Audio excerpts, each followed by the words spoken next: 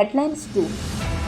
గగన్ పహాడ్ కరాచీ బేకరీలో పేలిన gas cylinder, 6 పరిస్థితి విషమం.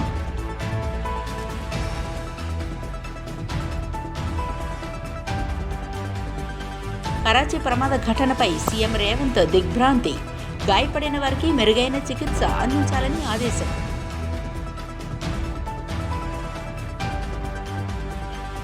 ముగిసిన తెలంగాణ కేబినెట్, రేపటి గవర్నర్ ప్రసంగానికి ఆమోదం తెలిపిన మంత్రులు.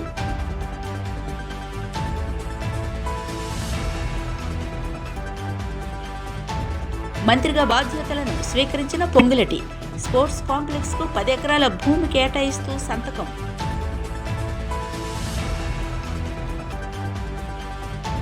చుక్కలు చూపిస్తా అన్నవారికి డిపాజిట్ కూడా రాలేదు, పవన్ పై సీఎం జగన్ విమర్శలు.